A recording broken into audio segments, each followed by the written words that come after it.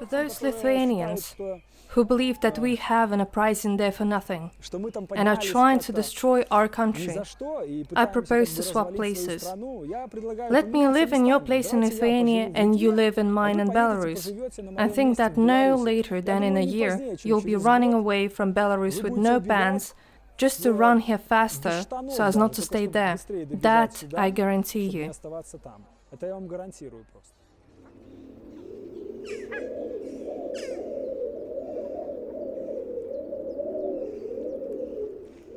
In Belarus, Sergei worked almost all his life as an entrepreneur. There was a moment in his life when he was engaged in farming.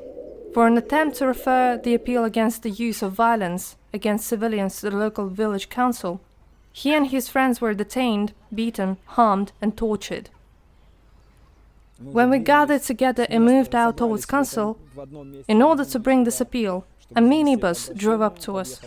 Around 6-7 people got out, Amon, in full ammunition. We immediately laid down on the ground without their help, because I'd already heard about what they were like. They began beating us next to the car, then in the car on the way to the police department, District Department of Internal Affairs. We were lying in between two seats. We were pushed there, pressured inside, and they all were sitting, riding on top of us. Only one policeman was driving, the other 6 were sitting on top of us. It also got me in such a way. The first to be thrown in was Sasha Grimatya, then Vitaly, then Vita and me. As the last to go, there was not enough space and my feet were sticking out. And he, policeman, was smacking the door against my feet, shouting, "Move!" And I'm just muffled much to reply. As there's a person sitting atop my head, I've no space at all. The police in some wondrous way managed to tangle my feet in a knot to be able to close the door and we drove off.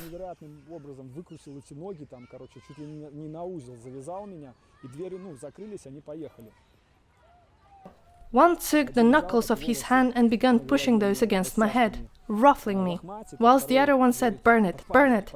I cannot see anything, but I hear the flicker of the lighter, thinking that a bit more and they'll actually burn my hair. I managed, by surprise, to pull out my hand, as it was pressed from behind, and cover my head with it. But one of them takes one of my fingers and begins breaking it, pulling my nail even, saying, "You animal, why are you covering up? How could I not cover up if they wish to burn my hair?" Then I got into the hospital, which I ran away from, as I was told that once I'm better, they'll take me into custody again to the police department.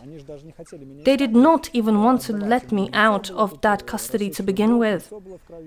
My face was covered in blood, my eyebrow sliced, head was spinning, I had a concussion. I thought that my ribs were broken, as I had difficulty breathing for a month after. Apparently, when they jumped on me, they stretched my intercostal ligaments.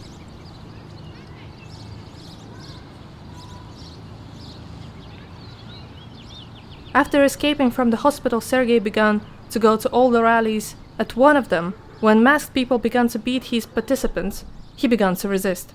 Confident that the police did not qualify his actions as self-defense, but as an attack on the law enforcement officers, as a result of which he could face imprisonment for up to 8 years, Sergei Bigel decided to leave his home, family, and flee to Lithuania.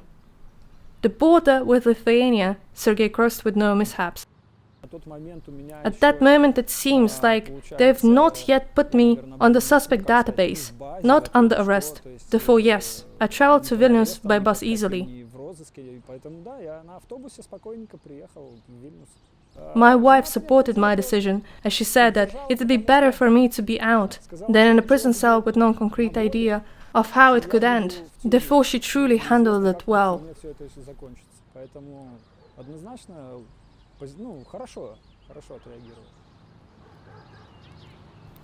Once in Lithuania, in safety, Sergei received threats on social media and his Belarus phone number. The unknown threatened him with retribution and kidnapping to get him back to Belarus.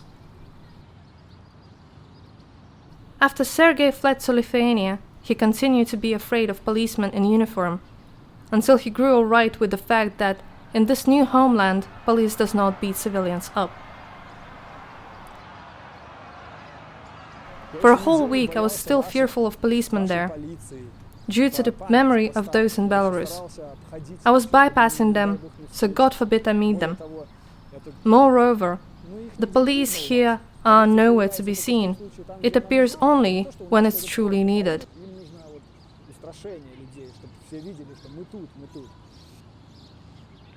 That choice must be corrected. Before you go to a rally and think, we'll win, everything will be fine. At least my children will be able to live well in this country.